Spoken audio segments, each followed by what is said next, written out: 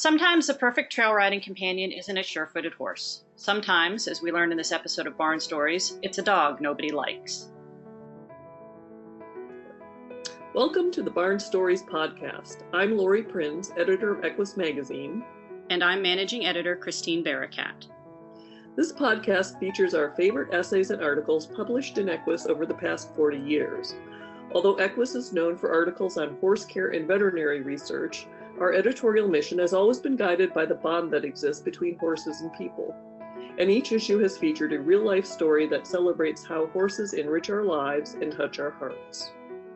We've searched our archives, chosen the stories that resonated with our readers, and given them new life in this audio format. Longtime subscribers may recognize some of their favorite pieces. And if you're new to the EQUUS community, these stories will confirm that no matter what sort of saddle you sit in, a deep emotional connection to horses is something we all share. On its surface, the story featured in this episode doesn't seem like the typical EQUUS fare. It's not about a horse, really. It's about a dog. I remember reading this story when it first came into our offices back in 2008. Normally, we require that true tales focus on horses, but this story about a dog named Drew was just too good to pass up. It's about redemption, companionship, and the satisfaction that comes when you find your place in the world. Readers seem to share that reaction. We receive scores of letters from people telling us about their own beloved dogs. Horse people, it turns out, are also dog people. And there are a lot of us whose riding activities are enhanced by the presence of a loyal barn dog. So give your favorite pup a head scratch from us and listen to Where He Belongs, written by Julia Dake and read by Taylor Autumn.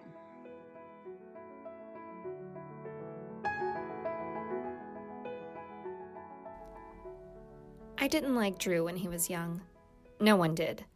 A black and brown dog of mysterious breeding, he was the neighborhood troublemaker, often punctuating his antics with a jaunty wave of his curled-up tail and a mischievous doggy smile. Drew was constantly taking walkabouts, venturing far from his own 3-acre yard, and it wasn't just harmless exploring. He went around through garbage, chased chickens, and sprang through hedges to surprise unsuspecting joggers. He stole toys from my yard and ran after me while I exercised my horse.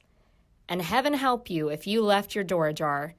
Drew thought nothing of walking into any house, trotting down the hallway, and having a drink out of the toilet.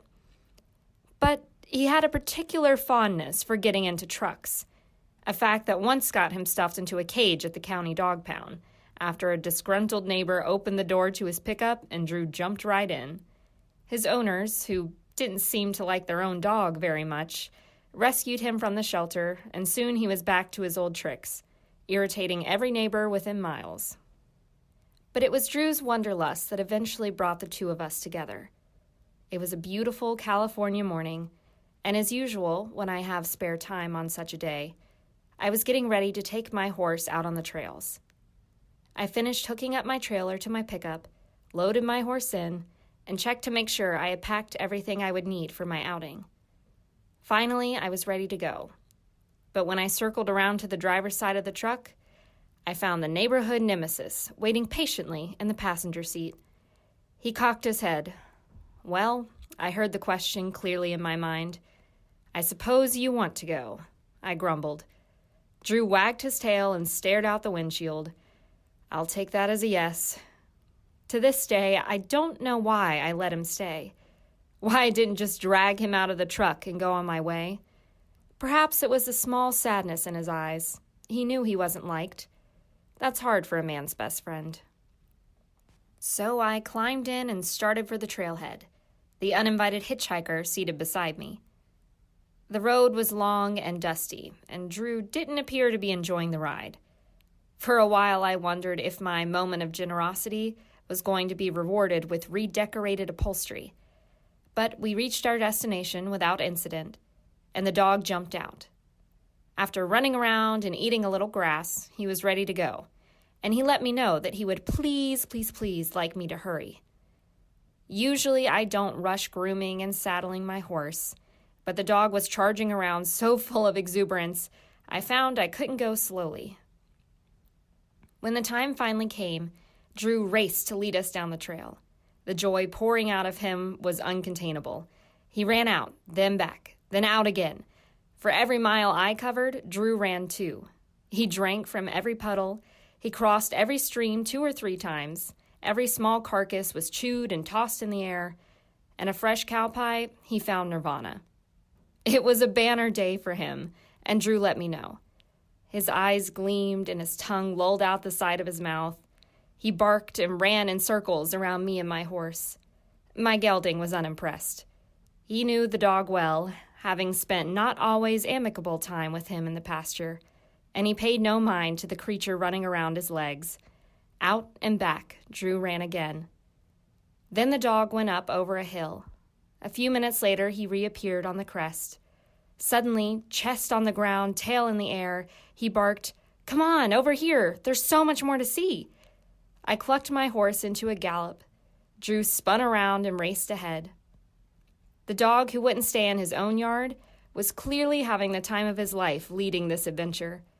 It's a big world, and all Drew ever really wanted was to see it, and drink in it, and roll in it, especially to roll in it.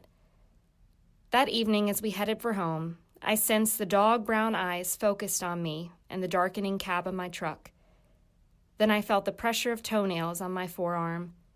I swear, when I turned around and looked into those eyes, I could see gratitude. Drew began to make himself my dog that day. When I arrived at home, he hung around with me at the barn for a while, and then drifted home. He was hungry, and that was where food could be found. After that, we went out on the trails together several more times. Drew would hear my truck and just show up. After each ride, he stayed with me longer and longer. Eventually, the owner said, "Here's his bed, here's his toy. He seems to like you better than me. I think you should just go ahead and keep him." And that's what I did. Since then, Drew and I have traveled many miles together, both in the truck and out on the trails. He is, as are all companions of his ilk, generous and non-judgmental, a perfect complement to a perfect team: woman, dog, horse.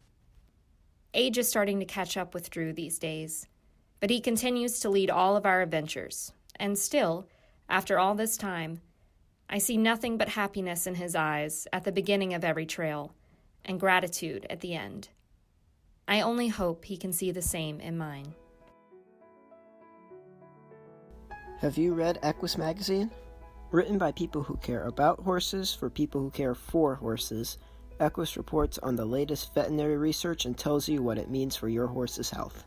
Each issue is packed with articles on horse care, physiology, and behavior, with plenty of hands-on instruction and helpful advice from the world's foremost authorities. Discover for yourself what thousands of horse people have known for decades. EQUUS will help you make the most of horse ownership. To subscribe, call 800-829-5910 or go to equusmagazine.com. Thanks for listening to Barn Stories. We hope you enjoyed this episode. If you have a favorite article or essay from the EQUUS archives that you'd like us to feature in a future podcast, let us know. You can reach us at equusbarnstories, all one word, @gmail.com. The Barn Stories podcast is a production of the Equine Podcast Network, an entity of the Equine Network.